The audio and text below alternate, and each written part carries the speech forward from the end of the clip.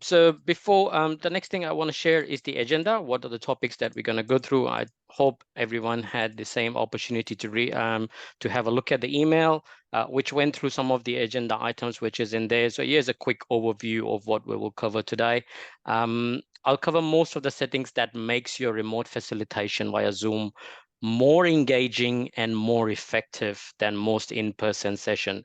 So things like Zoom settings, screen setup, session tips.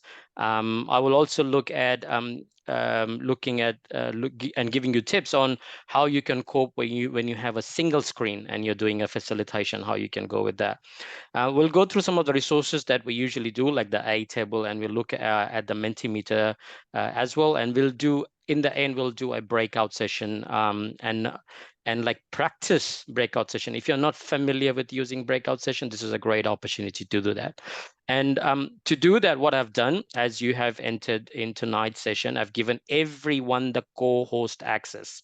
So as I go through, you can actually look at the settings that in your Zoom. So if you have to, what's happening in the screen, you can actually go and look at, so that your co-host access will give you that additional features to go and have a look at it. Cool. Now, for those of you who don't know me, my name is Mohammed. I have been facilitating since 2018. I think I've been a co-facilitator, started with Steph, and we are joining in from New Zealand. But for tonight, I just want to understand where everyone is joining in, and I have a fun activity to start with. So let me bring it up. Okay, so here is a QR code. You can just scan it, or I'll drop the link in the chat. Feel free to use it. So what is it? We want to know, where are you joining in from? So let's do a quick, there you go. Use the link in the chat or the QR code. And we are using Mentimeter in the background.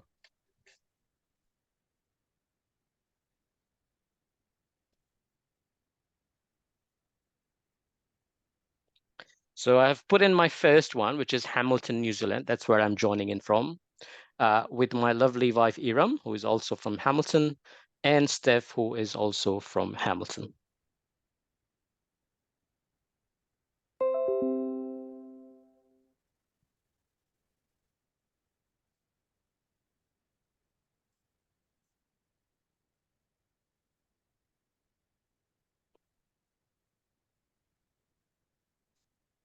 And if you're not familiar with Mentimeter, it's all right. We got a demo later on, so I'll show you some of the cool tricks that we can get it through. But here it is. I like this tool very much. It's a quite interactive tool to go into and have in a meeting, even in your professional lives or like your any work activity that you do. It's a great tool to connect to. But that's great to see that we have people connecting in from different parts of the world, mostly Australia and New Zealand. We got Singapore too. So we are global now. Awesome.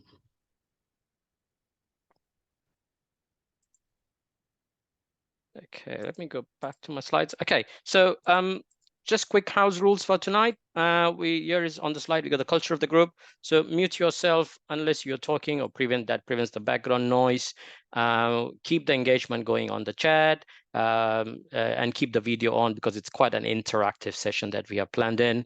And we have recorded this session for other facilitators who are unable to join tonight, or if you can reflect on later on. And this is all for internal use only. And lastly, enjoy the session. And if you have any questions, feel free to pop them in the chat and ask as many questions as you like. If I do not have the answer for you, for your questions tonight, I will surely come back to you in an email or at a later stage. So starting with Zoom. So Zoom is a powerful feature-rich video conferencing application. We have been using Zoom for all of our online sessions. Some of the tips that I'm going to be sharing tonight, you might be quite using it quite often. So if you haven't used it for a while, it's a quick recap or a catch up for you. And I'll be sharing some advanced tips as well. So it's a great opportunity to tap into some of those Zoom settings. So let's go ahead and explore some of these essential features of Zoom. And in the end, I'll share you some tips as well. First of all, I would highly encourage everyone when they are doing a Zoom session to actually download the Zoom client. So usually I think in the past we have been trained to click on the Zoom link, which is in the A table that takes you on a page, and you do that. There are some settings in the Zoom that have changed since then. It's mostly because they want to protect that the bad actors or the account doesn't get hacked. So to do that and to protect it, they want to make sure that the admin who's logging in at the time is doing it through the application, and the application gives you more features than you're logging in from the web page. So what I have here on the screen is actually the Zoom website, which I put a link in the chat. And you can download the Zoom client for any version of the Windows device or an Apple device or any version of that. You just have to go to resources and there should be a client that you can download. So first thing first, download the Zoom client. Once you have downloaded the Zoom client, the second thing is to make sure that you're logging in as the admin, or if it's your personal Zoom client, then you would log in as your username and password. But just a tip, where you can find the username and password for Zoom is usually in the A table. So I've tried to keep the password blank because I don't want to share it on the slide. So this is where you would find the username and password and you would log in. Now, I know some of you might have had challenges before where you're logging through Zoom and it usually asks you for a passcode or something. Generally, when you log in through an app, it doesn't do that. If you have two facilitators, my only recommendation is pick up the one or choose one who would log in through the app. If two facilitators are logging at the same time using the app, it might also ask for a password because it might think there would be two people logging at two different locations. How is that possible? Zoom doesn't understand those basics. So between the two facilitators, flip a coin and choose who is going to be the admin for tonight, and they log in through the app. And once others join in, you can always make them a co-host. Once you log in, again, we are all familiar with this one, and hopefully, which is not here, your meeting should be highlighted here, which you have planned or set for the time. All you have to do is to go and click on the meeting. Oh, I want to show some nice. Mohammed, can I just bring up something? You know how you were saying to go in always from the app, and then you might be sent a verification code. And that's one way. If we go through the app, that's one way of it not happening. I know sometimes when people are zooming in at the last minute, you know, we're busy with our children, getting dinner, families, homework, whatever, after school activities, and then you're zooming in at the last minute. Obviously, then if we get sent a verification code, that's going to make it really tricky, especially if the only person that has access to that is a RAM and she's already in doing something. She's in a meeting, or she's got family commitments, or she's doing something else. So I think for me, what I've learned is try and zoom in as early as possible. So as soon as I get home with the kids, zoom in, get it sorted straight away. I know it just feels like it can be tricky sometimes, but if that's going to happen, it's just safeguarding you, especially if it's session one. If you're coming into a brand new group, session one pickability, that's when it's most likely going to happen. And I know a RAM's always ready for us, but just in case we can't get a RAM straight away, it's just a good point, I think. That's actually a great tip, Kali. And the reason I would recommend, and I would add to that, is usually the app might need an update because Zoom comes with an update every week. So if you're gonna log in a little while earlier and the Zoom app is not updated, it might just put you in that pressure time. So if you plan ahead and maybe I would say log in during the day or in the afternoon, like sometime before so that you're ready for the session. And I do have some more tips at the end, but that's a very, very good tip, Kylie. Thank you for that. So once you log in and how we are, and this is where we'll go through some of the tips is, and now that you have the co-host access, you can also go through with me while I'm doing that. I'm going to go through some of the Zoom features. So we first look into the audio tab. So I'm hoping my cursor is working on the screen and it's like it's highlighting. So usually what we do is when we log in, we might be the first ones who might not, and we might not have some other participant or a co-facilitator online who would be able to check whether our audio is working or not. So I'll give you some tips to how to test the audio and also optimize the audio. So optimizing all your audio and video settings for making sure you got the crystal clear communication, and I'll walk you through some of the steps to ensure your sound and you look best for the Zoom session. So in here, in the audio, in the at the feature tab, you got the small arrow pointing up, and we'll go through the audio setting. Once you tap into that, this the window on my right, it opens up, and over here you can test your speaker and your microphone. If you don't hear the sound, and if you don't hear your audio back, which means your audio is not set for right. And to do that, you can drop down the options, and it gives you options of whether you have more than one mic, more than one microphone. Which is quite a possibility, and you can choose that. This is where you can resolve it straight away without having another person to like bounce back a question whether you can hear me or not. But some of the advanced features of audio is further down. So this is where you can suppress the background noise on Zoom. By default, the setting for suppressing is set on auto. So, and this is the default setting. The next setting is called low. This one blocks low levels of persistent background noise. Beware it, it doesn't treat music as a background noise. The other setting is called medium. So medium is the setting that cuts out semi-distracting noises, like you're subconsciously tapping a pen against your keyboard, or your fridge hums loudly, or when your computer overheats and sounds like a plane taking off. So it could suppress that. The last option is called the high.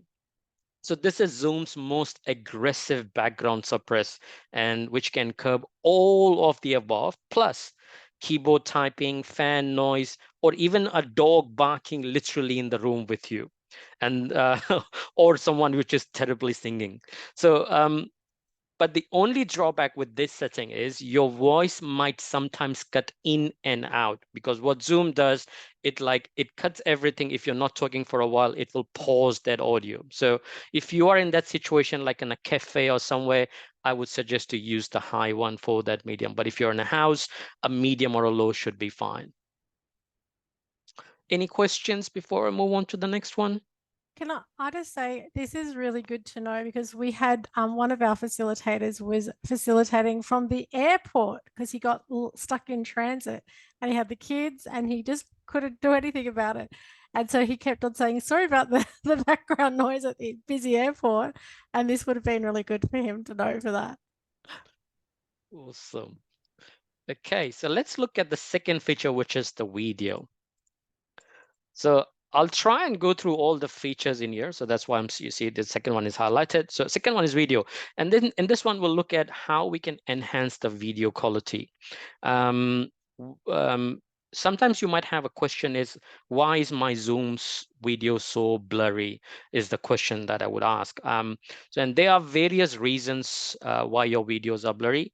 The main cause of this is poor lighting, which affects your camera, which might result in a blurry video. And beside this, it could be you are not utilizing the HD quality, which is offered with the Zoom, or which could be offered with your device as well. Or lastly, your camera might be ruined, or you might need to invest in a new camera. Whatever the cause of you getting the blurry Zoom videos, we are going to go through some of the tips to see how we can fix those, some of the minute errors. So over here, when you in the same tab, if you're following me, the second option is called video. And if you go on video, make sure your HD tab is ticked on and enabled, so you're getting the right video quality. The couple of uh, tabs in here is mirror my video. So mirror my video is basically making sure you're on the other side. So sometimes you might see that your face is on the reverse side because you have by default this has been ticked on. Touch up my appearance. Now this setting has came exactly after COVID. It was not there before COVID. So people who stayed at home and didn't had a chance to go to the hairdresser, the normal appointments, this setting came specifically after COVID to make sure to give that enhancement while you're on the using the Zoom video. And lastly, adjust for the low light. And this is where when you use these settings, by default, it is on auto. If you have low light settings, for example, if you're in a place where the light is quite low, or you're doing something in where like you're on the bed or at time and your surroundings are quite dark, you can use this setting, which is enhancing the low light. By default, it is on auto. If you change it to manual, it will give you a sliding bar, and you can change up and down based on where you feel you're comfortable, and you can increase the lighting. That basically makes your video quite bright.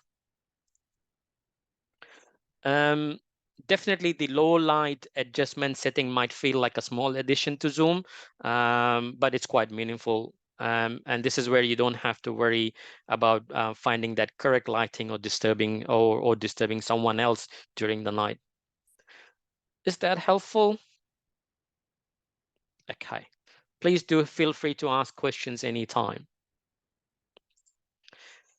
Okay, we'll move on to the third option, the other option on the feature bar, which is the Zoom record option. By default, uh, every now and next session that you're facilitating, by default, it is recorded in the start.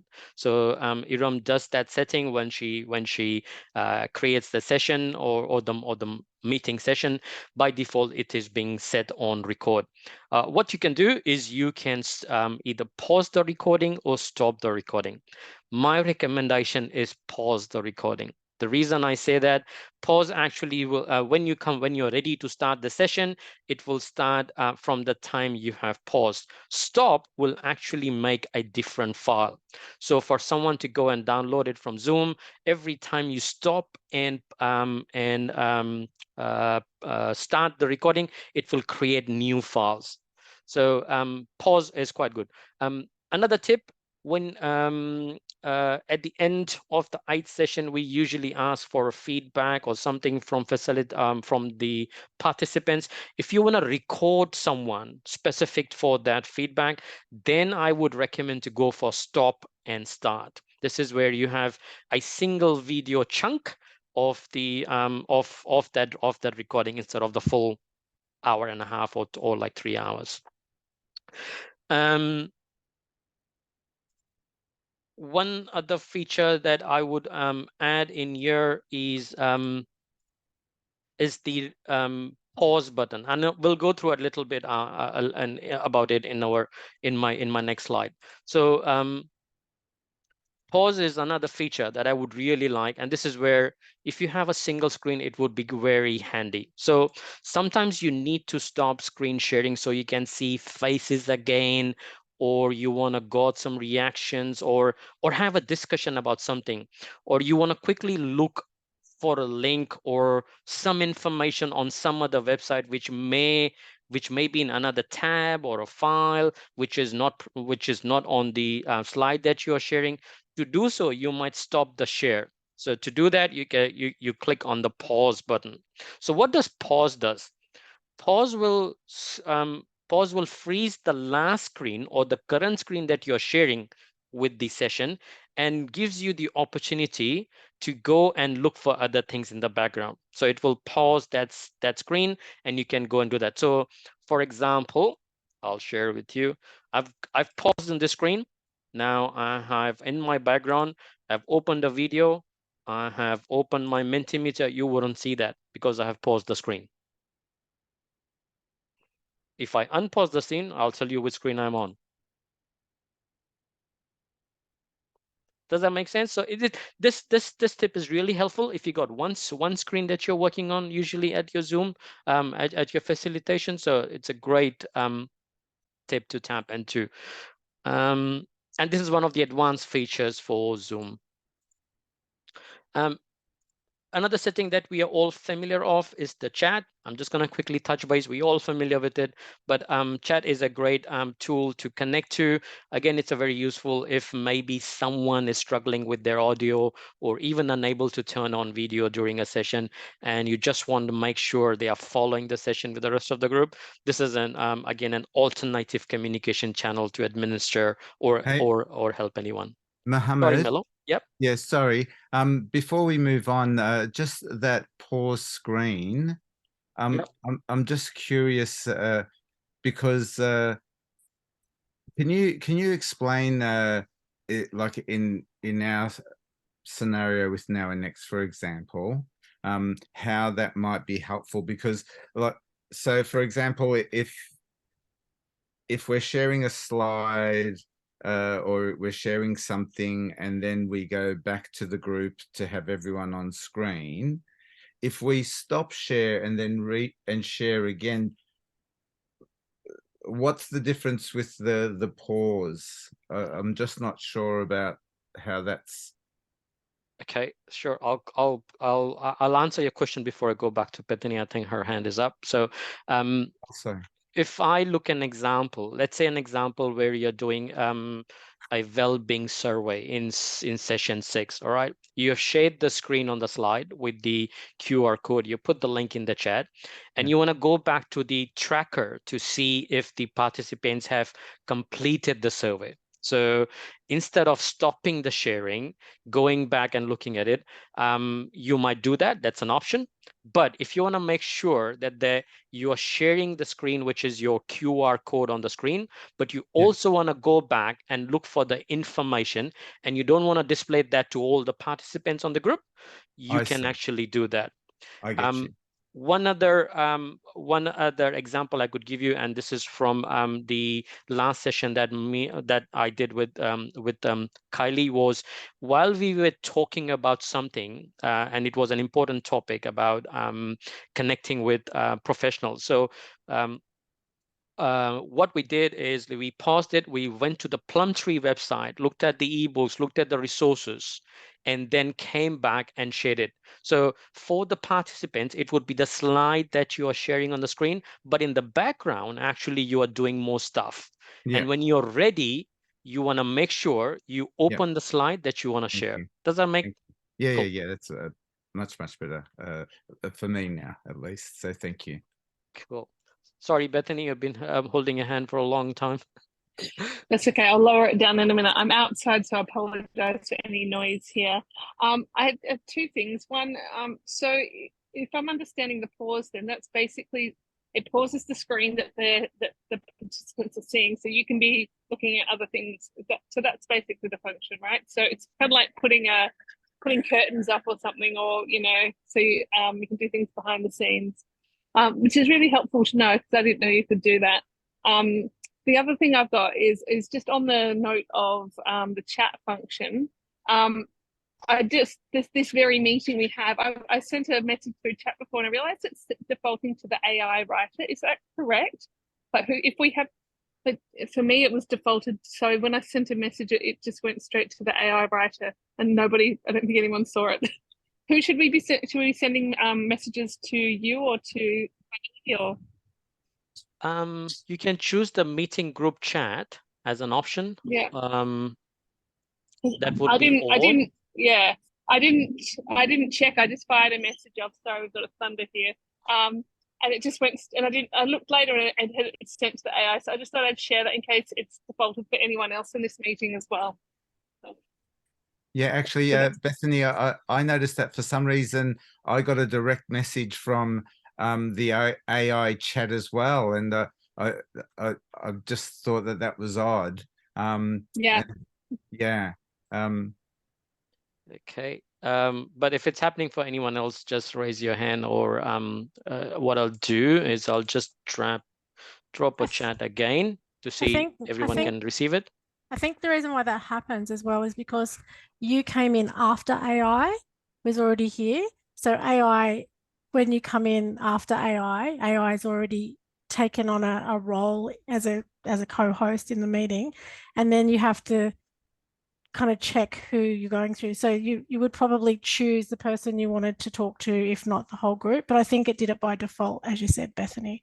Yeah, so I just want to let anyone else know in case they were trying to send a message and it went to the AI instead of the person.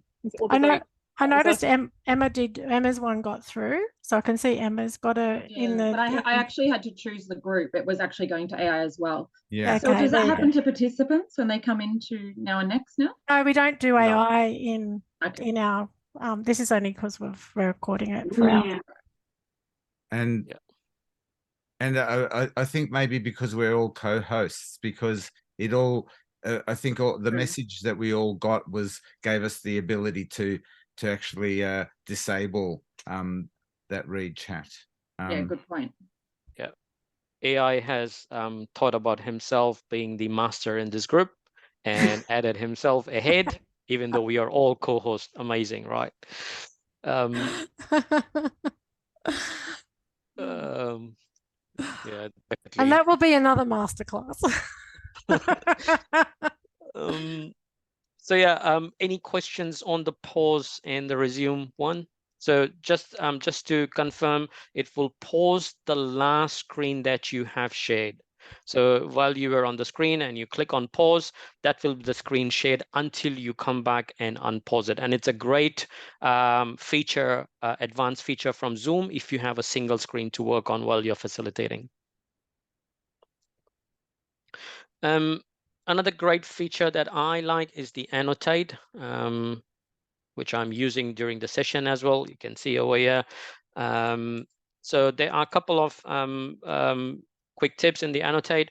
To use this feature, you can click on the annotate button, which is on the top. And it will give you some options like the mouse, the select, the text. As it says, you can do something on the screen. The one that I like the most is actually the spotlight, which I'm using. You can see my red light following up.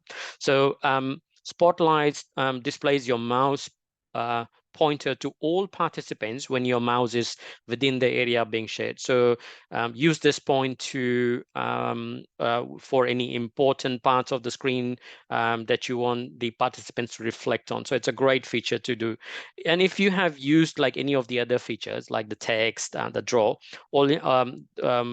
you can either choose the redo button or the clear button that will clear all the options. So for example, I'll quickly share. If I have if I'm drawing something, I'll come back here and delete, gone. So at times you can take notes, you can add some pointers, you can do that. It will do only on the slide that you are sharing. So example, I'll try and share a slide, yeah, to make it more meaningful. Let's say this one. Okay, so I'm gonna go in there to say hello. All right, I'm gonna write there. I'm gonna add something else. I'm gonna add a sticker to say I'm gonna point here. So these are all the things that I'm doing just to highlight the points on a screen to make my point. When I'm finished, all I have to do is come back here and choose the option which is clear. This one. So when I do that, it's gone. Makes sense? Quite handy tool if you want to work out with tips or notes during the session. We got one more tool that we have used in our last session, and this is going to be one of my favorites going forward, which is under the apps, and I'll share you a little bit more about it. So it is one of the new features of Zoom, which is which gives you the ability for product integration with other applications which are out in the market. So there are many apps that Zoom allows, and you can do that now because you got the co-host access. So if you click on the apps button on your feature, you will see that. Usually most of the apps which are in the Zoom are free at the moment, but there are some specific premium version of app which require purchase. However, as I mentioned, my favorite one is Timer. So I'll tell you a little bit more about Timer, and I'll tell you how it works. So let me bring up here. So if you now, because you have logged in with your personal login, you might not see the Timer app. To do that, what I would suggest you click on the app button, then click on Add Apps.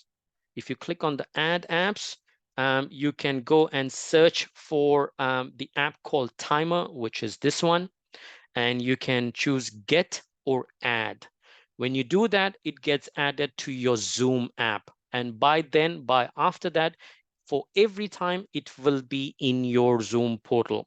What it does, and I'll share you an example, and it's quite good for doing reflection while we do the Now or Next program. So I'm going to put a timer. You know how we do for the reflection time. We do it like for 1 minute. Between the 1 minute, we do a round. I'm going to put a timer for 1 minute. Do you see that on my screen? It's happening. So the timer is running for 1 minute, and it is shared on everyone, which is in the participant.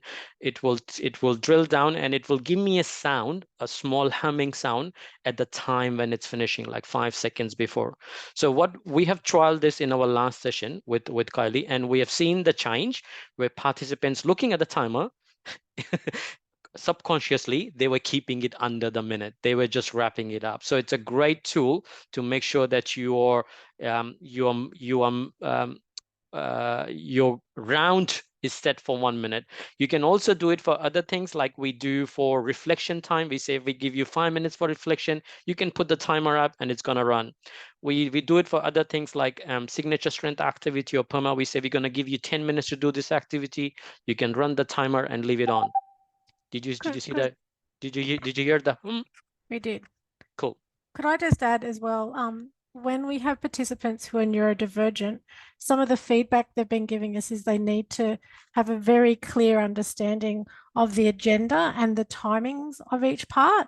So using a timer like this when we're doing a survey or we're doing reflection, or as Mohammed said, they're doing an activity which is on their own.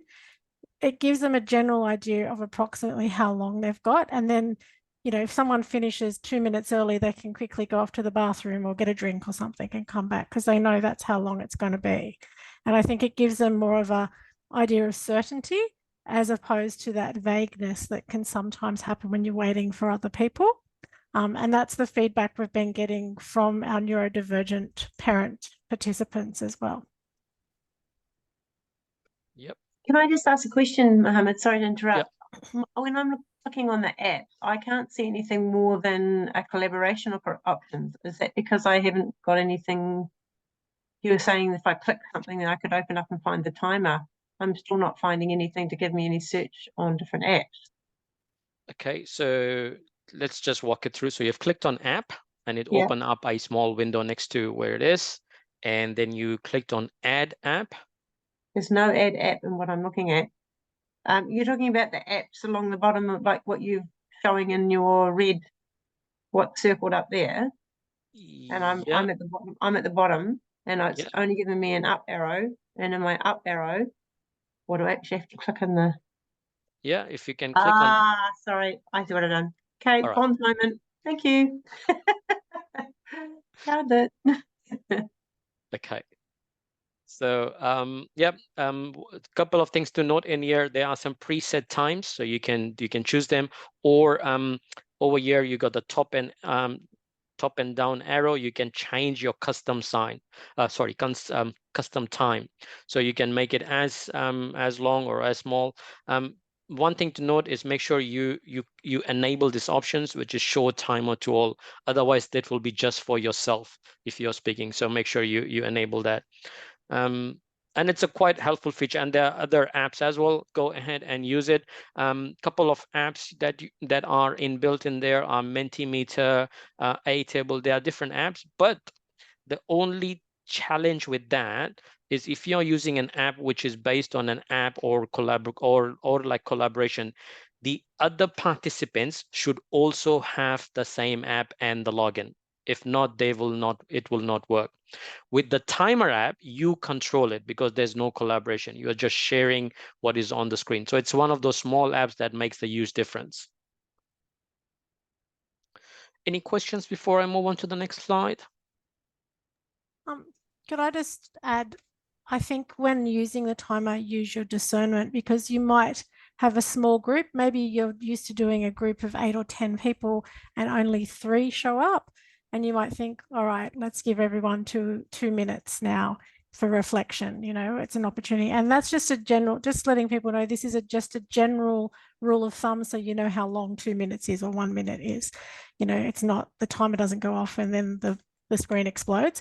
But yeah, I just think it's giving people an idea. And especially when we do have some areas where people like to talk a little bit more, or they want to get into a conversation that we might need to car park, it gives us that option of saying, you know, we'll bring it back later, but let's just look at, we've got this long, you know, to talk about something. Perfect. Yeah. And I remember, Carly, in the last session, we changed it to 2 minutes because we had a small one. We give each participant like 2 minutes to do a reflection. That so you can custom based on how you want to do it based on your sessions. The next one is the breakout room. So I know some of us are quite familiar with it. Some of it might not have used it. So we'll go through some of the options for breakout room, and we'll do a practice session as well in the end. So you all have a hands-on of how to use the breakout room. So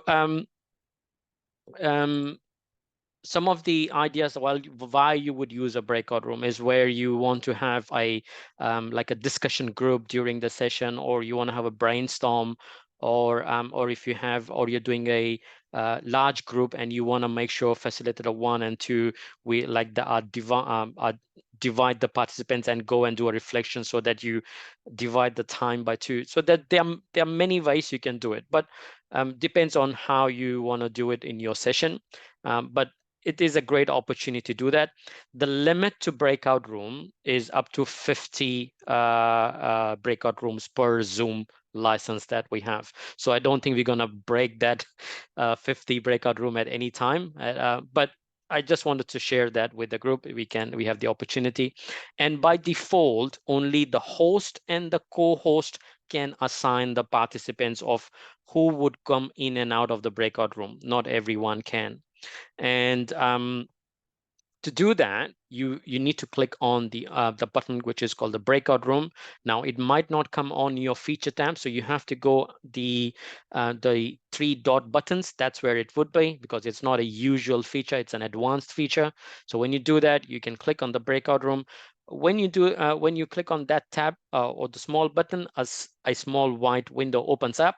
Now there are some settings you want to make sure that are enabled before you do the breakout room. So over here, we can assign who would be, which participants to go in which room. So, and we'll do that in a while, so you can see what I'm talking about. You can rename the room as well by, like you can see on the slide here, it's written breakout rooms 1, breakout room 2, and that's not by default. By default, it's just a room, so you can add the name of the room. For example, if I'm going to do, if I'm going to co-facilitate with Kylie, I'll say Mohammed's room or like Kylie's room. So you can have that differentiation straight away, and you can assign the participants as they come in during the start of the session or just before the breakout room. The settings that you want to make sure that you have enabled on breakout room is you want to set a time for how long the breakout room would be. So let's say you have a reflection and you want to do it in the 10 minutes. So you want to put here 10 minutes for the breakout room. And the other setting that you want to tap on is set a countdown timer for 60 seconds, which means at the 9th minute, the timer would come out in the breakout room to say you only got a minute to finish the breakout room to come back to the main room. One more tip is the host and the co-host can jump between the rooms at any time, right? So if you feel like you want to go into, like, for example, if I want to go into Kylie's room, I can jump into Kylie's room and I can come back. But the participants do not have that ability to jump between the rooms. If they leave the room, they come back to the main room, which is the room that we all have been. So that's just a thing to note about when you are doing breakout rooms. Any questions? It makes more sense in a while when we start doing a bit of a practice, because we all have co-hosts. We can do that all by ourselves. Okay. Lastly, on the slide, I have some tools, or I think the tools that we use for our session, mostly, which are Mentimeter, Airtable, Zoom, and the VLC player. The reason I add the VLC player there, and I'll drop the links in the chat for you. So these are all helpful links. The reason I add the VLC player is generally in the sessions, the videos are in the slide. All right. So sometimes when we play the video in the slide, it might have that buffering. It might just slow down. It might just not load up, or the audio is low. So there are different reasons for that. What I would do is I would go in the Airtable resource and download that media or that video on my computer. I would not play it from the slide. So I have a separate file for the video. And by using the VLC player, I can enhance the audio 100% more. So I'll give you an example of how I do that. So let's say this is the video that we have all watched. This is a Michael Kendrick video. We know it has a very poor audio quality. We know that. If I play, think about it. I You have can authority increase because the if you volume don't speak up for to your family 200%. member, put them first, and fight for them, then you are going to be seen as not a worthy parent. Make sense? You can't do that on the slide, because slide has a default audio volume which is sitting on your device. Okay, that's why I have added the VLC player. It's a great tool to connect or to download if you have it on your device. It will have everything. It will run every audio and video media on your device. I think okay, there's one slide I think I missed. I'll go back to that. It's a good one, which is called the share. So there are some tips while sharing. So either you can share the whole screen while you do that. So for basic function of Zoom is you click on share, you click on basic, and it will give you which screen you want to share. So while you do that, it will share the whole screen. Or the advanced feature is when you go into advanced, you can choose the portion of the screen, which gives you the guide as to which areas of the screen you want to share. So you have the ability to increase that or decrease that up to the size of your slide. So what I'm doing tonight is using the point of share version, and make sure you choose the share sound. And one thing that I would recommend, and if someone is sharing a video which is not really enhanced, or the video quality is not good, you can choose the optimize your video clip. The only drawback or only issue that I see while doing this is if your device does not have a high internet, or you're running an old device, is sometimes by checking this option, it chews up a lot of data and chews up a lot of resources on your device, because it's doing a lot of manipulation in your device. So it's a great one to use, but be careful while you do that. There's another option that we rarely use in our session, which is just sharing the computer audio. Now I know, I think in week 4 there is that meditation audio, which is by Michelle. So we don't have to share the whole screen to do that. All we can do is we can do advanced, share the computer audio, and play the file. So it does whatever your computer is running in the background as an audio, it will share. So you don't have to share the whole screen. So you can share. The only tip I would give you is when you're sharing the audio, make sure you're not sharing anything else, like any ding, ping on your device, any of those WhatsApp messages which are coming in your tab, any of those messages, or any other tabs which like prompts you with a sound will also get transferred. So any sound on your device will also be shared with other participants. Any questions? Mohammed, that's a really good point. So I know for me, my emails do that. How would you turn that off before a session? Good, very good. So I have that actually in my troubleshooting tip, but I'll just share it now. Before you do any session, my recommendation is to make sure you only open the tabs and the resources that you want for the session. If there's anything extra, close it.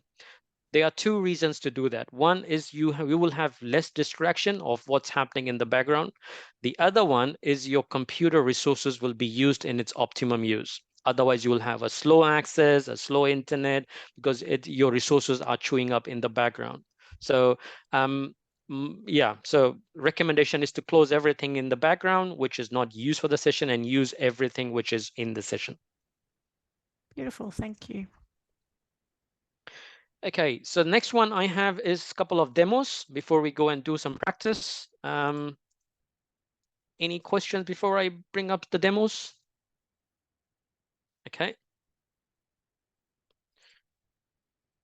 All right, so the first demo I have is for the Airtable. So I hope everyone have access to the Airtable, and everyone have access to these two bases, which is Now and Next Resources and Now and Next Resource ILC. So this is where most of our resources are, and we need to tap into this every time or before we do a Now and Next session. Now and Next Resources are mostly for the NDIS material or the NDIS slides. They are specific for face-to-face as well. I know we haven't done face-to-face for a long time. But if you do, there are some specific slides, a specific material for that. But for tonight, we will focus on the ILC because I think most of us are doing the ILC slides. Could I just comment that the Now and Next resources are also for anyone working out of Australia. So for those working inside Australia in the PPLP project, that's what the ILC is for. So they're a little bit different, as Mohammed said. Cool. So what I've done is I've gone to the base while Kali was adding the tip to Now and Next Resources. So these are the ILC slides. Oh no, sorry, wrong one. This one. These are the ILC slides, and over here for every session you have the agenda, the slides, the kit, the video. Now I did mention a little tip a little while ago of I would download the video file. For example, in session 4 of like You Are My Daughter, session 3, I will go and download the audio, and I have that on my device. I'll play it in my VLC player. So I'll actually download the audio and the video device. Any other thing that we need to add here, Kylie, or did I miss anything? Not from this part of the Airtable, but I guess just, you know, when we go into our group and we get to our facilitator checklist. So if we come into our group and we have our facilitator checklist, just making sure that you are up to date with all of those parts, especially if it's been, you know, a few terms that you've missed, or maybe you just haven't done a goal to action template in a while, or you might just be having a break from some of your goals. Just making sure before that session that you have got something up to date that you can refer back to, because sometimes, you know, we might be co-facilitating or we may not be, and then we're going to need to really fall back on our examples. And the more current those examples are, the better they are for us. and just making sure that, you know, we are feeling confident with that part of the theory that we're sharing that night as well. So I find that the facilitator checklist is really beneficial for that. Yeah, very good point. Very good point. And while I'm here, I'm going to also add one more tip in here. And this is for the attendance record one. So there's a lot of automation that happens in the background. So when a participant have completed or attended the session and we mark their attendance on, there's an automation in the background that runs, and the slide pack or the copy of the slide for that session goes on to, or being sent to that participant in an email. If they haven't attended it, like for example, absent, that will not go. That automation will not be sent. So if a participant haven't received a slide pack of the session, it could be because they have provided a wrong address, or the email has gone in through the junk folder, which is quite a possibility. So these are the two things that need to be checked if they haven't received the email. The other demo I wanted to give you was the Mentimeter. Now, Mentimeter usually that we use in our culture of the group in our week 1, and I'll walk you through how you're going to set it up. So let me come back. Okay, now I hope everyone has the a login to Mentimeter. If not, I would encourage you to create your own personal login to Mentimeter. When you do that, you might come back to a comment page. I do have some projects, but don't worry. Let me bring up my pointer so it's easy. I do have some projects, so don't worry about that. So when you come into the Mentimeter slide, all you have to do is go on New Presentation.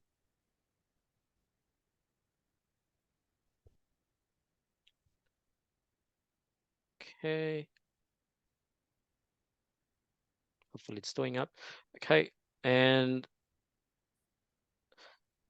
I will choose the option as blank. There are some presets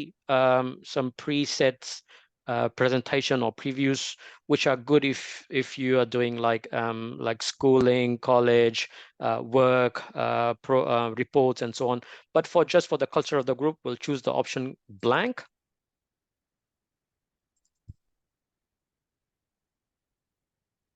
Okay, well, I'm not sure why my internet is slow.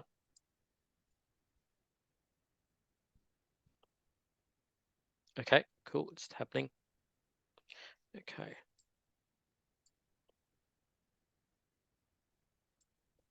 Okay, so on the top here, I will add, as a title, I will add culture of the group.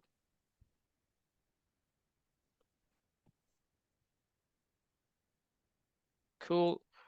And over here, I'll click on the slide and I'll say new slide, because that's just a presentation. And usually for the culture of the group, we use the word option, the word feature, where everyone is adding a word to it. So I'll use the option word cloud. When I do that, it should open me a small window. And on the right-hand side, it will bring up the settings. So I've choose the option called word cloud. I'm going to type in here what the question is. So what matters? Whoa, sorry, Kylie, what do we add in the culture of the group? How would you like your time together to be, or how would you like the culture of our group to be? Correct. How would you like? Okay. For some reason, my computer is running very slow. Okay.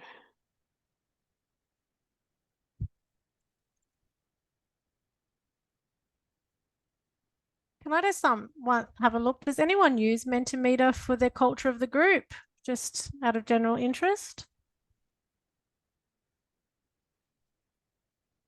So that's everyone. Not yet. Bethany, you do? Oh, I've used it before, but not for Now and Next. Okay. One of the things I've not used Menti for culture of the group, and then I have used it for the culture of the group, and it really does do a very beautiful culture of the group, and it's participatory, and it's a bit of fun, and it's anonymous. So I really like that, you know, people don't have to actually say it if they don't want to. Some people do, but it has that nice anonymous feature as well. And because, you know, certain words will pop up, like it might say respect, might pop up for 3 people, it'll get bigger, bigger, bigger. And so you know that those things are more important to people because a few people have said them. Or confidentiality, that might be another one that comes up a few times. So I like that as well. You know, you might have a group of 10 or 12 people and then it'll stand out what is more important to that particular group. And also encourage people to do more than one entry into Mentimeter. So like Mohammed will probably show us in a minute, but you can say how many entries you want them to do. And I encourage people to put in more entries than just one. And then it'll tell you how many times people have entered their answer into Mentimeter as well. Sorry if I said some of your stuff, Mohammed. No, all good. I'm just trying to figure out why my computer is running slow.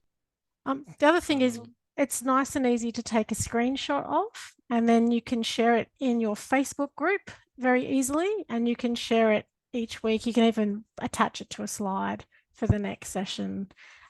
It's a very simple tool to use then. And I just think that it, because it's pretty, you know, it's all pretty words in pretty colors. It's just something that's visually attractive, and it creates participation from the very beginning of the program, which is what we want our program to be. Perfect. All right. So once you do that, you add the question in there. So that will be the question that will be going out to all. And the next one is if you want to add a picture, you know how I have added the world picture for at the start of the session, you can add a picture. So to do that, you can upload a picture you have, or you can choose from image library. And this is optional. You don't have to. This is just optional. So let's say for the culture of the group, I'm going to add something which is group. And these are pre-saved pictures which you can use. So let's choose that. Looks good.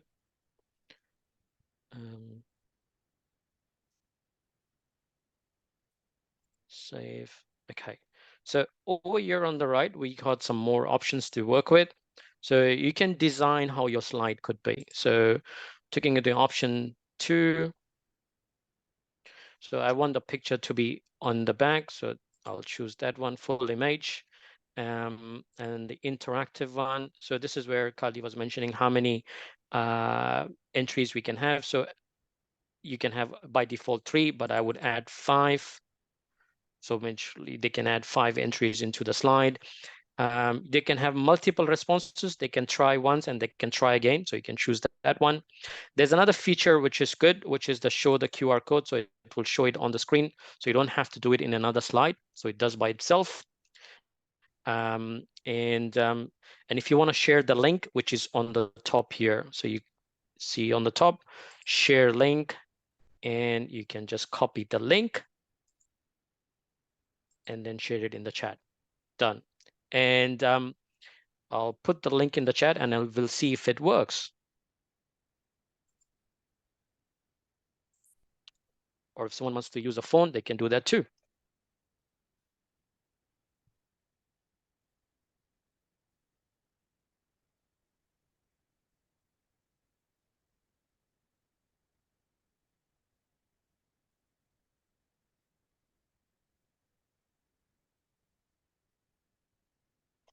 Definitely, it's going to be fun.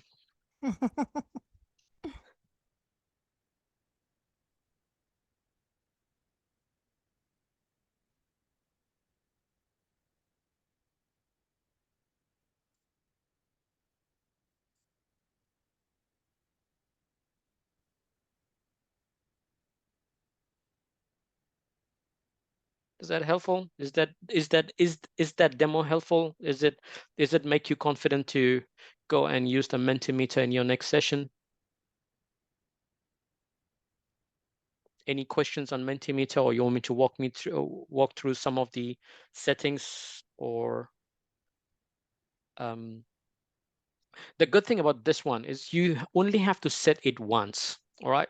So let's say you're doing a session this term and you can reuse the same Mentimeter link in all your sessions. So all your effort is only done once. So let's say, for example, we have used this for that one session in this term. And all you have to do is to come onto the slide and click on reset the slide. What it does, it will clear up everything, but everything in the settings will remain the same. For example, you can see live on the slide here, we have put in all the great comments. I'm just gonna, my session has finished. I've taken a screenshot of it. I've put it on Facebook as a culture of the group. I've taken a screenshot of it and put it as a slide in my second session, just to review the culture of the group. I'll come back here and I'll do a reset the slide. Gone. So you can use the same link, the same QR code for each of your sessions going forward. Sorry, Mohammed, I have a question. Yep. How did you get the QR code in there? Like, how did it know what QR code to take? Good question. So can you see on the right-hand side, interactive, the option? Yep. It's over here, show QR code. So if you toggle off this tab, it will enable and enable the QR code on the slide or not. Or there's another option. You can go on the share, which is on the top, and you can download the QR code. Ah, yes. Okay. Thank you. You can also copy the link and you can download the QR code. I think the QR code looks really handy on the slide like that. Yeah. Yeah, I've never added it to the slide, so I think I'm going to definitely do that next time. Yeah, and a lot of people like to use their phones, don't they? Yeah, I do. It's quick. Like it's a lot quicker if you can. And then, so to open this Mentimeter, did you go to the website or you did it through the app function? No, I went to the website. So I've opened from the website, I logged in, I signed up for the Mentimeter in my own personal login. Okay, so I just need to do that because when I went to the website, it said I had to sign up and everything. And I was like, okay. Correct. So I need to make an account. Yeah. Yeah. And once you've made that account, it's your account. You can use it for so many different things. I've used it in different workshops, the same account. I was just thinking, we went back to where Mohammed said screen share, and then we could pause on this screen. So you could be pausing on culture of the group, but then you might want to go and just prepare yourself for the next slide. That's when you can get your next slide ready, go read through the script while everyone's putting something into Menti, and then get ready for what you need to do next. So there's so many wonderful options about that sharing screen pause. I really love that as an option. Perfect. Any other questions?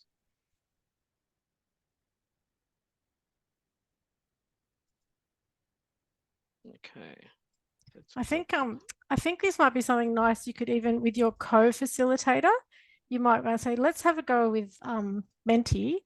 Do you want to have a little practice with me before we, start, and just see what does it look like from your end, and take turns. And then the next week, the other person has a go, the next session, together, or group together, I should say, then the other person have a go, because it's just a really fun feature, and you can use it in more things. Like I've used it in other workshops that we've done at Plumtree or other workshops I've been in. As Bethany said, she's used it before in other things. It's something that you realize you can do a poll, you can do a survey. There are many options in Menti that can be very helpful. Perfect. Okay, I'll go through some of the troubleshooting tips that was quite helpful for you to prepare for the session. Firstly, restart and reboot your router and your device before the meeting. If you're running a Windows computer, then reboot at least an hour before the meeting. It makes a lot of difference. Rebooting will clear out any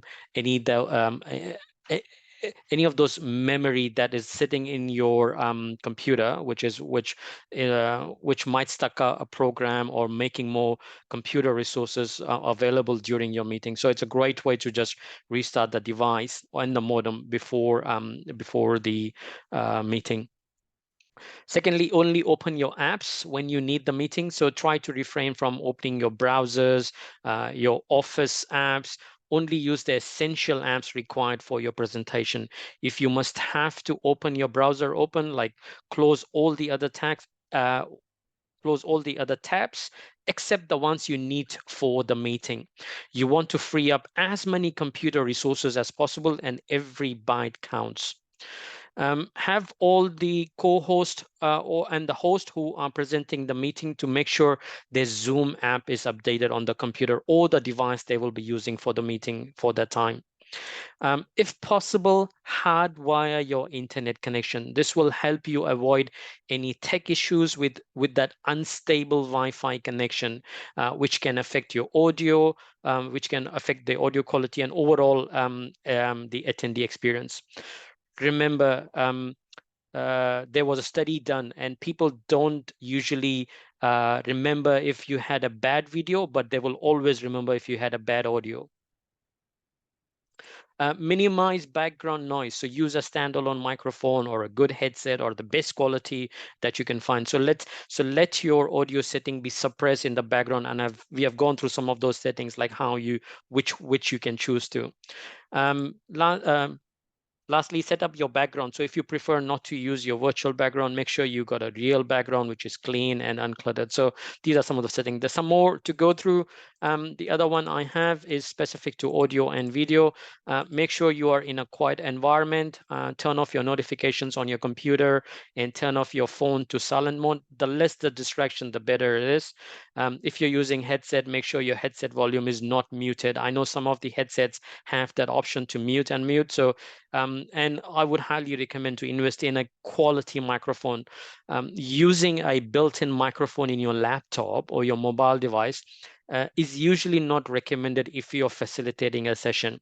You will hear night and day difference in the sound quality between a professional microphone and your small built-in microphone on your device. And lastly, optimize the video settings that we have gone through. There is a setting to enable HD. Make sure it's enabled all the time, and adjust your low lighting and touch-up appearance in the Zoom if you require. Any questions?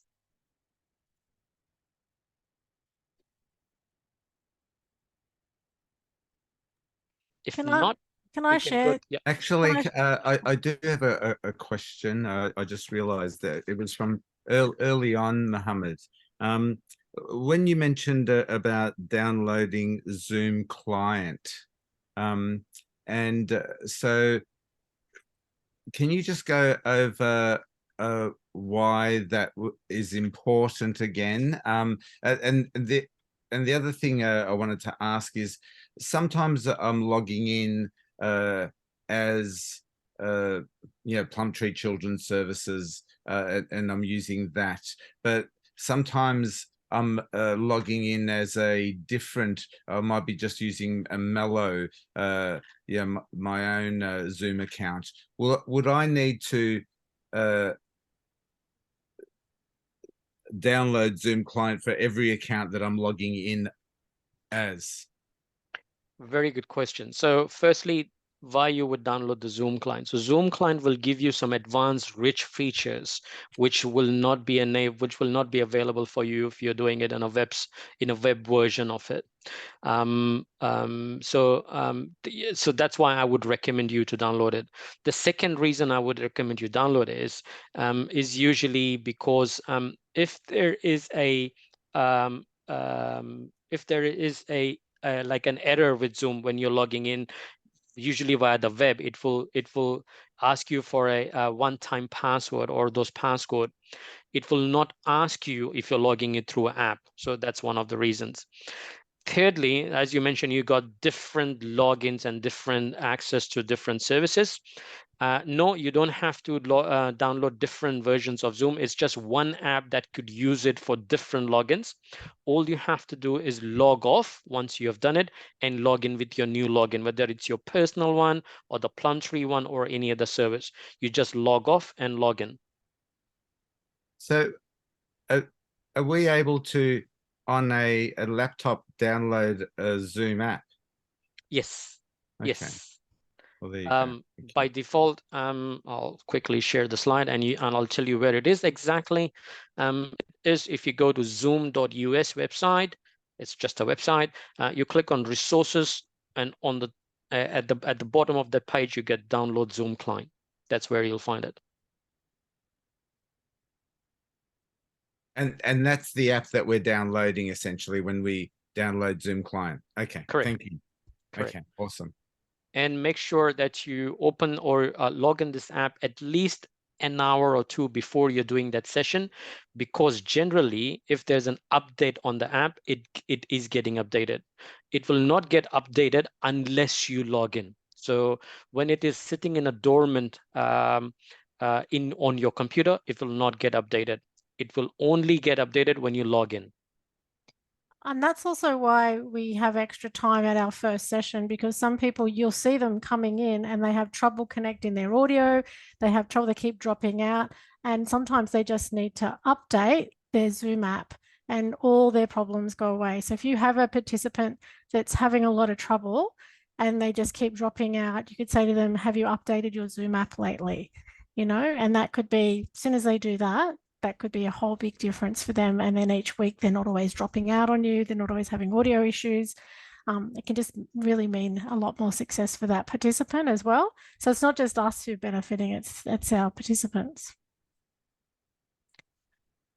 I was going to just say before, I had a lot of trouble with a new laptop I was given this year, and the audio microphone in the laptop just wasn't cutting it.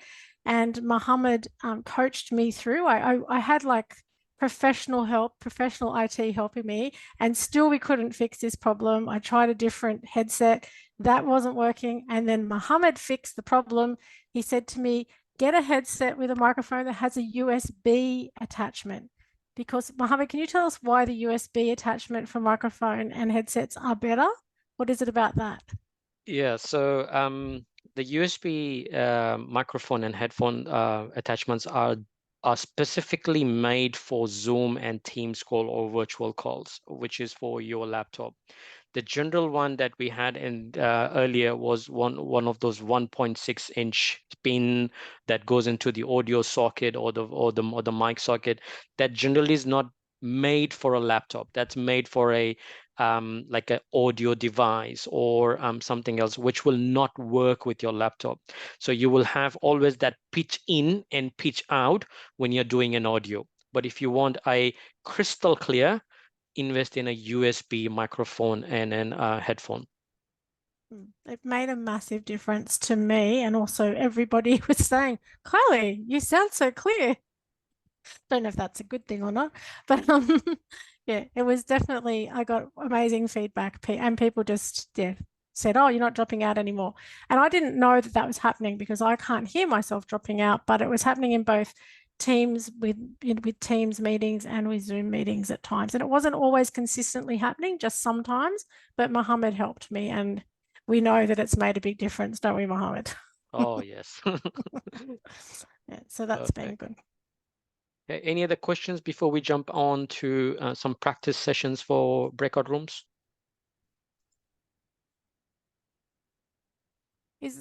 So far you're feeling a little bit more confident with trying some different things now? Because I know I'm never confident to try the new things that come up, like the app. I wouldn't have tried the timer app, but Mohammed said, let's have a go.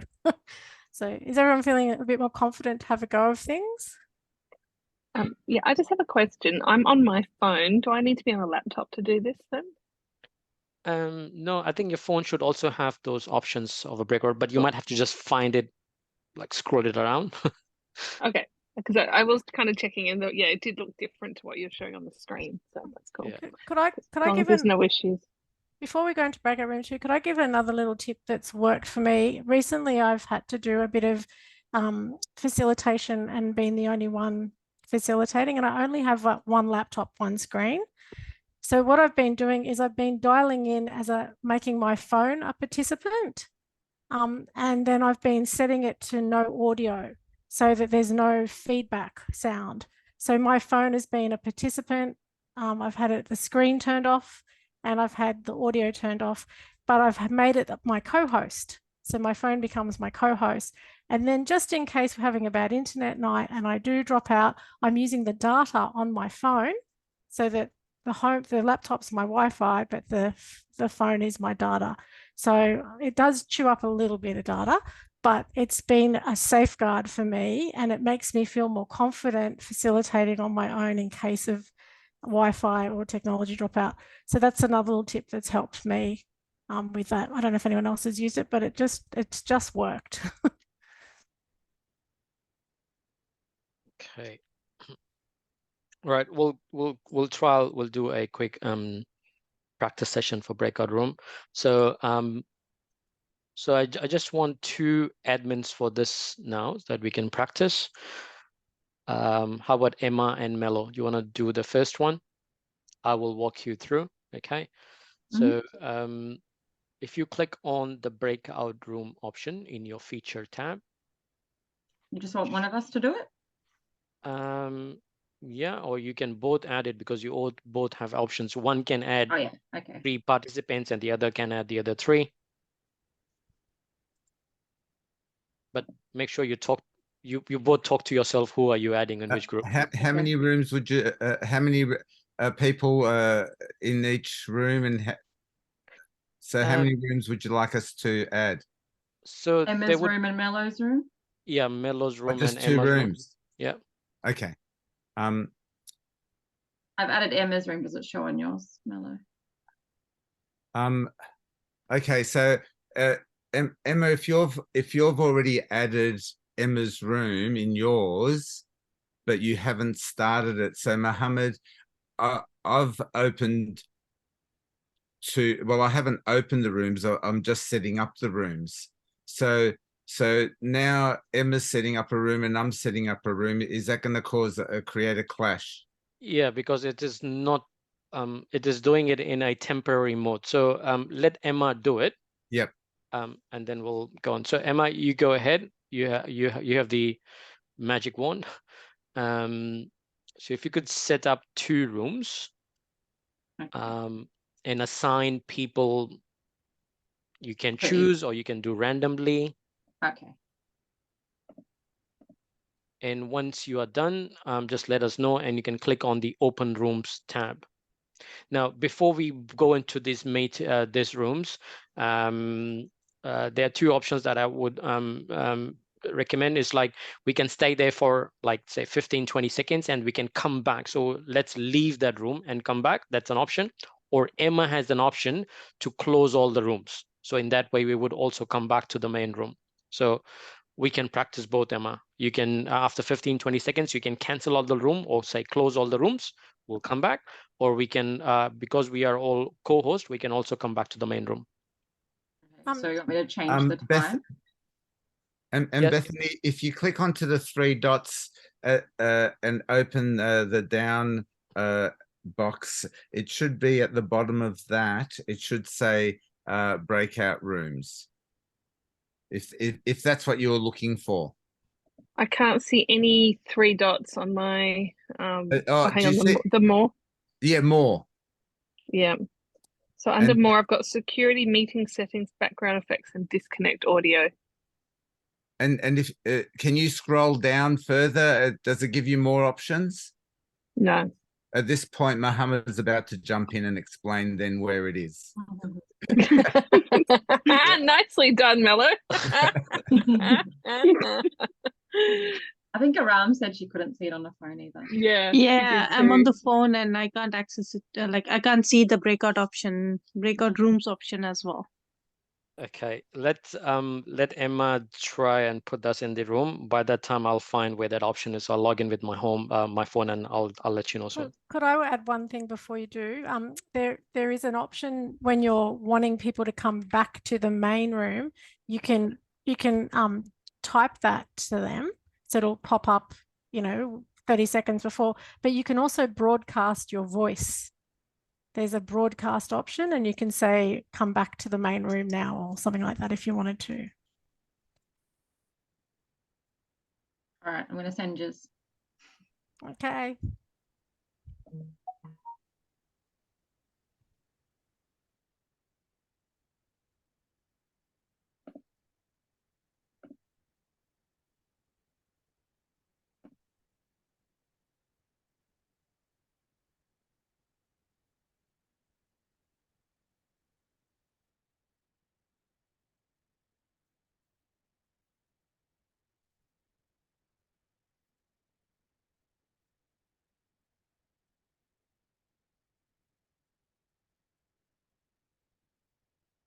Do I need to click broadcast? Broadcast is only when you want to share the message to others. Oh, you can do that. Yeah. Say broadcast voice. So say finish the meeting in 30 seconds or 1 minute. Oh, okay. But how come we can't see the ones do I need to join the room myself? You need to join the room. Okay. Because it didn't come up for me while I had this breakout room thing up. Oh, okay. Now how do I find it?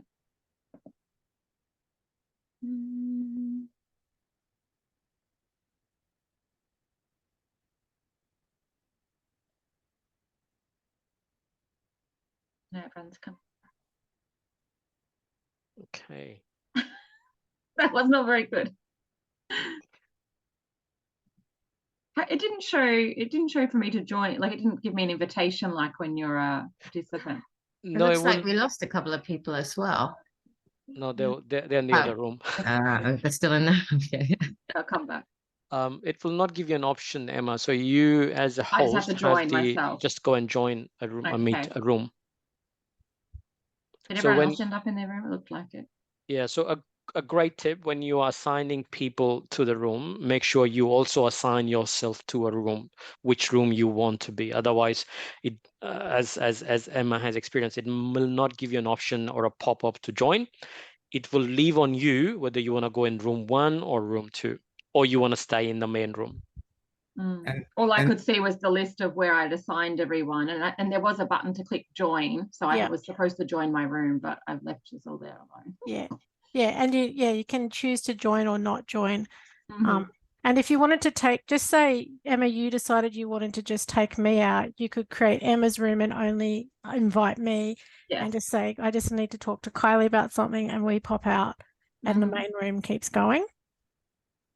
So that can be really good for if we have a participant who we can see is emotionally distressed or really does need to talk about something to do the program that's really come up for them. And, you know, there might be an option in a reflection for the other co-facilitator to take them out of the room. Yeah, and second language speakers too. Yeah, exactly. We did that with Isabel with Vietnamese, didn't we? So when we were doing that, Isabel would go out to a breakout room.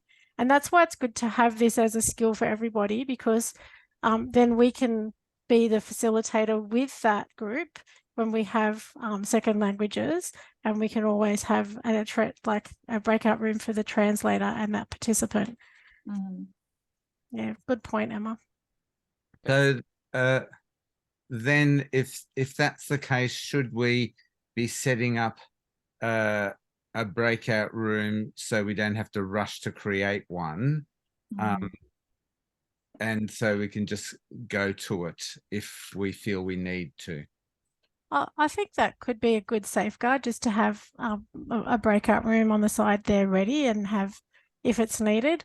It's one of those things, often when we have it ready, we don't need it. So it could be a really good idea, Mello. You can set up the breakout room the moment you have started the Zoom session. However, you will not be able to assign people to the breakout room unless they join the session. So you can create those rooms and keep it ready. And if you require, you can add or remove people as and when required to that room.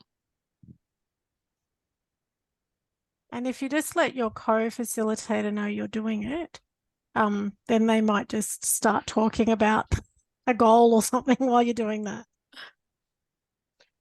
Perfect. So we'll go on to Milo now, who can, Milo, if you're comfortable to practice the breakout room. But before I do that, one things. Bethany, sorry, these breakout rooms are not enabled on a phone, so it needs to be on a device. The reason for that is it requires a lot of resources which are not on a mobile phone. So that's the reason it is on a device. The second thing is another tip. While we are in the breakout room, the breakout rooms are not generally recorded. Even though the session is recorded, what happens in the breakout room is not recorded. And that's a Zoom feature. You can't change it. So if, say, you have like we did now, 2 breakout rooms, whatever was spoken in the breakout rooms or whatever happened didn't actually recorded in our general session. To do that, we have to move the recording from the cloud onto your laptop or your device, which we don't want to, all right? So we want all the recordings to happen in the cloud so that Plumtree have access to download it. So just a tip, like if you, like an example, how Kylie mentioned, to say if you have a participant that you want to take it to a breakout room and have a personal chat, that part will not be recorded. It's a Las Vegas room. Good one. Yes. What? Can I share one more tip about the breakout rooms? What I've just experienced in the past was when in one of the facilitation, we had to use the breakout room, and I was able to share screen separately, and my other co-facilitator at the time, Mohammed, was able to share his screen for the main room. And in the breakout room, I was able to share my own screen, do my own slides and all those stuff. Yeah, which was very handy. Yes, yes. And Isabel's done that too. Yeah. It's very, very, very handy. Good point, Aram. Cool. Mello, let us know when you're putting us in a room. I certainly will. I just thought I'd mix it up a bit because the rooms were already created. So I will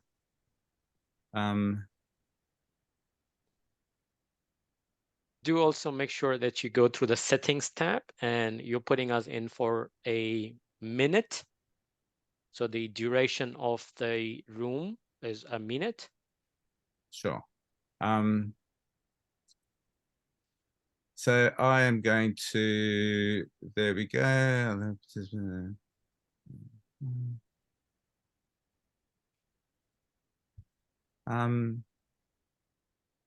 Okay, everyone. See you all soon. Thanks. Have fun.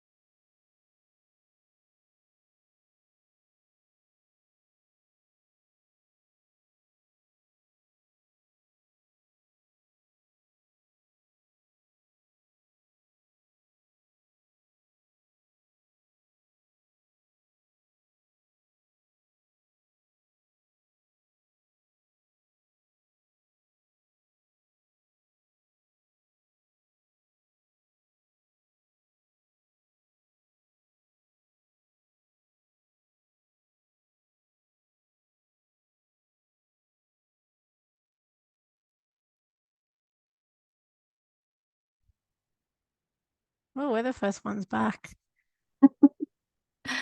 I like all these features. Like something else. I like all these features where the host mutes you when you come back into the room, or you can stop the screen share as well, so that we're all coming in as black anonymous screens. I haven't I generally Mohammed's always my co-host, and of course he's just so Mr. Wizard. So I know, Steph. I know. That's why I said he's the wizard, Mohammed. All these tricks. It's good to learn it like this, so then we can have a little practice. And yeah, I know if I get to actually practice it, then I'm more likely to use it. How was Emma's amazing playground? Amazing. Yeah. It was lots of fun. Love the name change. That was funny. Still waiting on Bethany. Okay. While we wait for it, Melo, who do you want to pass the magic stick to? Well, why not Tara and Melissa? Oh. Is it okay? I can do that. Awesome.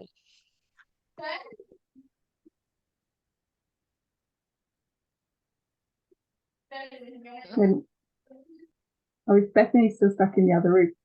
Is she? It's like she's stuck there. She'll be here here soon. she comes. You can bring her back, Tony. I was going to say, sometimes there's an option to exchange or move people as well. It comes up so you can actually move them around yourself if you wanted to. Probably harder to navigate on the phone. Yeah, oh yeah, very, very much harder on the phone. Well, I find it really hard. Go on. Sorry, Mel. I was just saying, I don't know if anyone. I couldn't leave the room. Yes, we were just. Did my message come through or not? I didn't know if it made its way to the group. No, probably one in the group in the room. Yeah, it Oh, only right. in the room. We found you now. I was pressing the leave the room. I did it about 6 or more times, and it was just like, no, you'll stay here. So, Bethany, I don't know what. that was part of my magical room. I just Just something to note if people who are on phones might get stuck in the room. So yeah, we were just we're just saying with that, Bethany, there is an option for the one controlling the breakout room to bring you back. So you can close the room, or you can actually move you. We could pull you out and move you back in as well. Yeah. Did someone pull me out, or did it just decide to work? I think it Mello, did you pull me out? No, I think it just timed out. It was set for so I No, went you went in, did you? I went in to do so, and then you had just gone out because, as Mohammed said, it had timed out. Yeah, I magic. But yeah, the timer had been saying 0 for ages, and I don't know why. It just got stuck. Got stuck. Yeah. Put it back, Ray. Lucky you. Sorry, wait.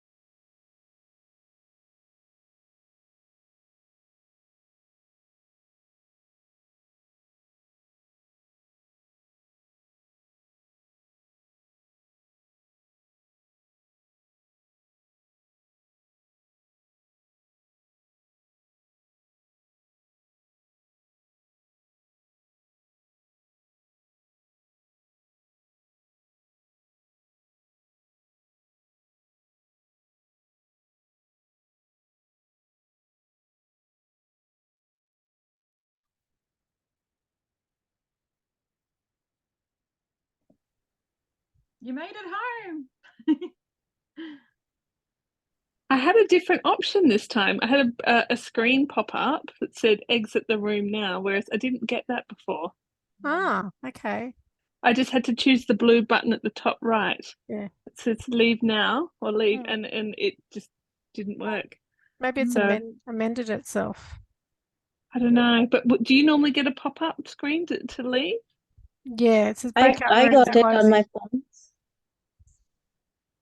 Yeah, I didn't that's the only time I've had the pop-up screen. The rest I just had to find the leave button. So interesting. See what happens the next time. Yeah, that's it. That was a fun room, Tara. Oh, you're on mute. No Santa. I went to both. Nice. Okay, Melissa, you want to try that now? Oh, that was Melissa. That Oh, wasn't okay. sorry, that was me. I was getting into the festive Yeah, it was spirit. mine. Okay, So yeah, I'll go now. thanks, Tara. I'm just moving people to different rooms. I love Christmas. I love Christmas movies, and I just have to be careful that I don't start watching one, because when I start watching them, I just plant myself there and have to finish watching it. And You'll be up all night. they're corny. They're corny, yeah. They're magical. And they've got like a 24/7 Christmas channel on, and yeah, it's just movie after movie after movie. Anyway. What's the best one you've seen, Mello? Do you know? But my favorite Christmas movie is Love Actually. It's probably right up there as just one of my really, really nice movies. And actually, I bought the CD today. I saw. But anyway, it's a great soundtrack. Do you know, and the Joni Mitchell song, I was getting upset listening to it because I was just thinking about what she goes through in that moment. But I'm rambling on, and Tara's probably ready to throw. I'm ready to go now. Here we go.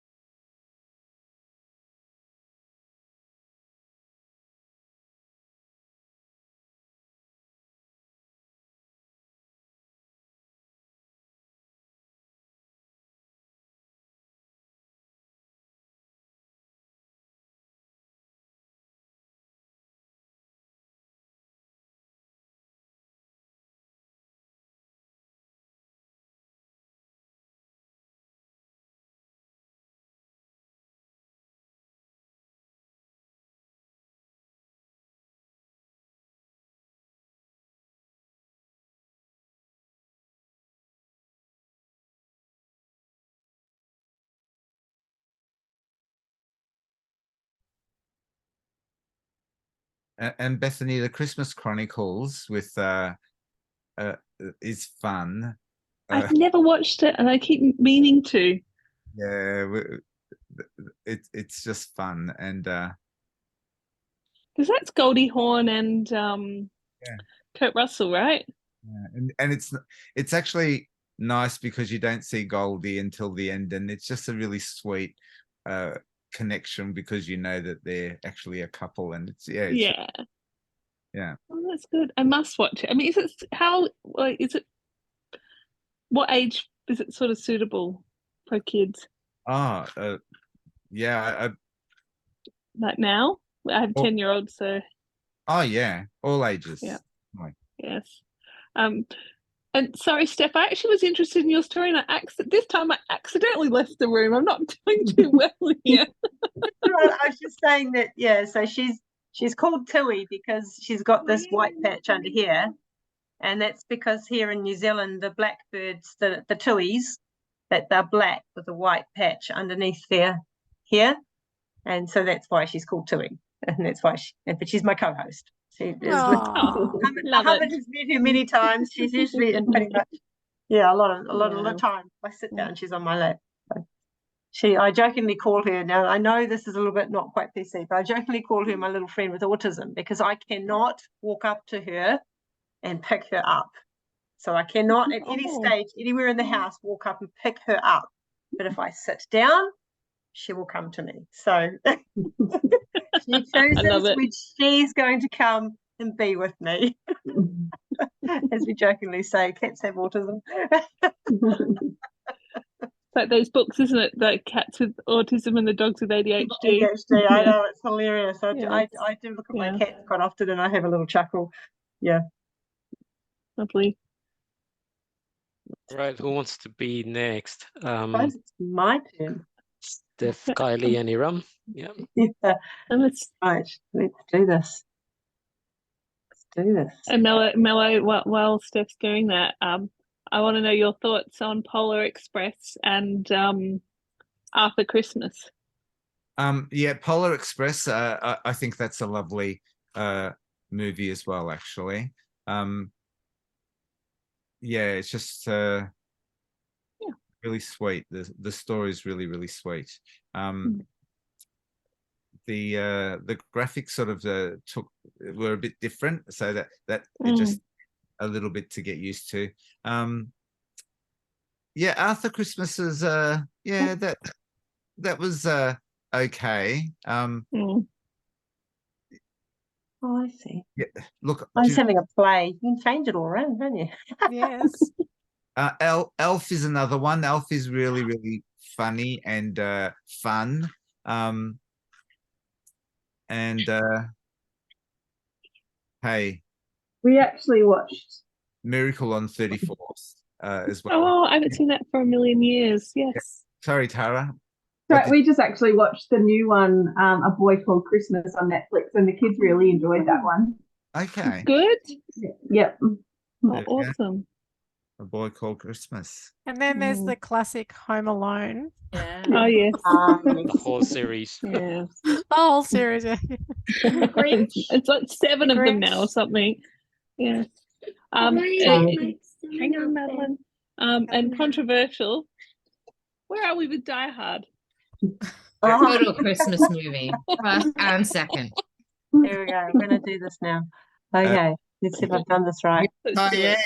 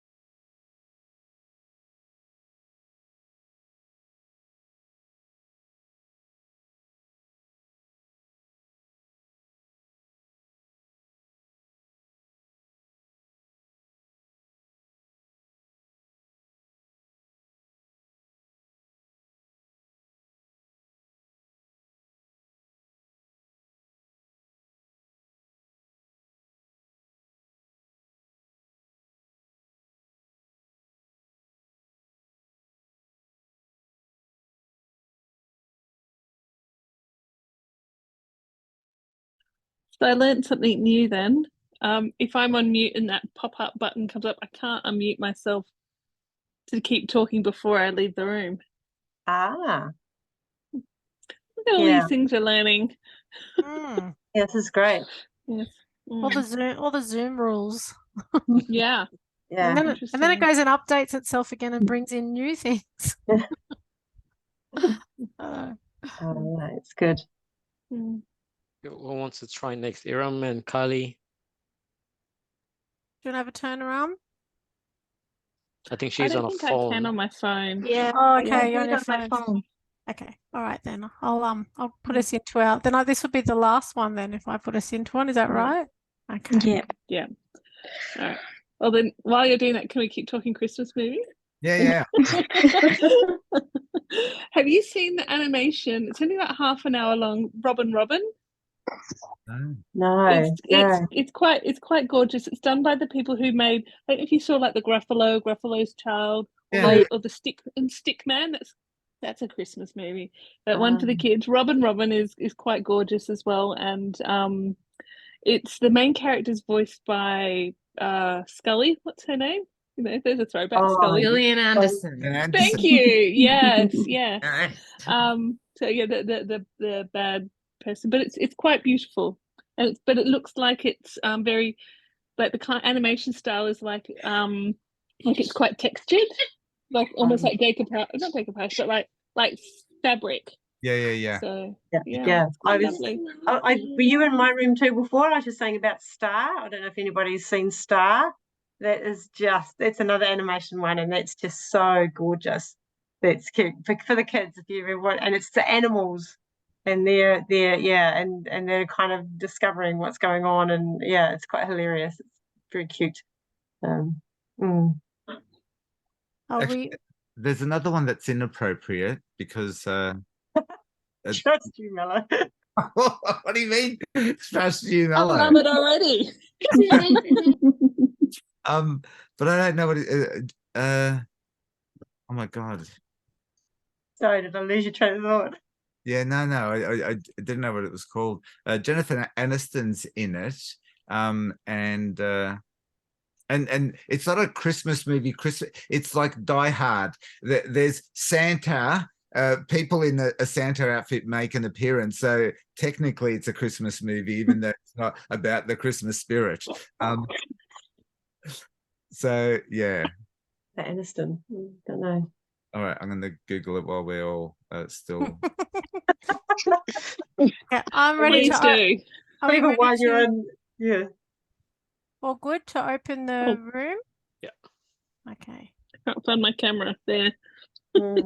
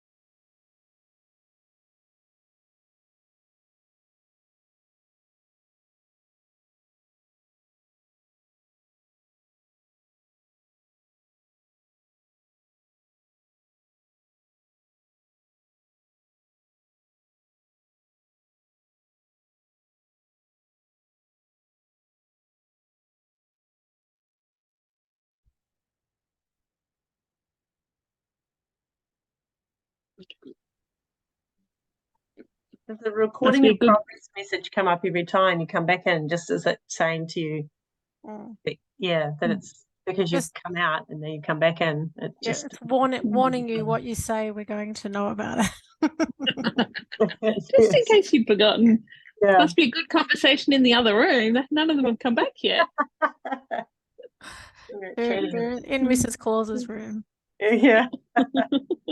We baked all the cookies. Here's the time travelers. Bethany, it's called Office Christmas Party. It's called what, sorry? Office Christmas Party. Office Christmas Party. Excellent. I will look out for it.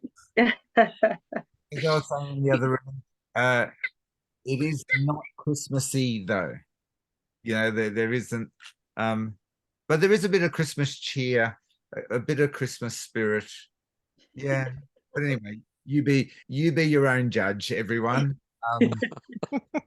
It's not good to have options, cater for all tastes. And what I will say, it does come with a footnote. This is not endorsed by Plumtree.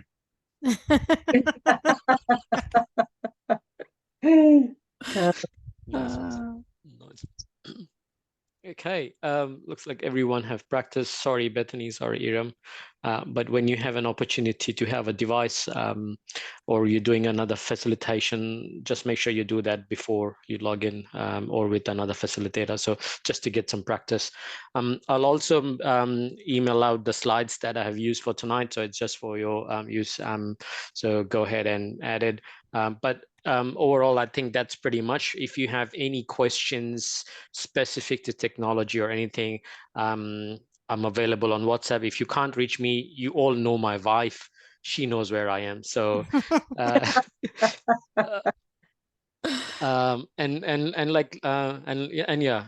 lastly, thank you for tonight's session. It has been a real fun. We all had some great learnings and fun. And if you do anything different in technology, please feel free to share, and I would love to learn more about it.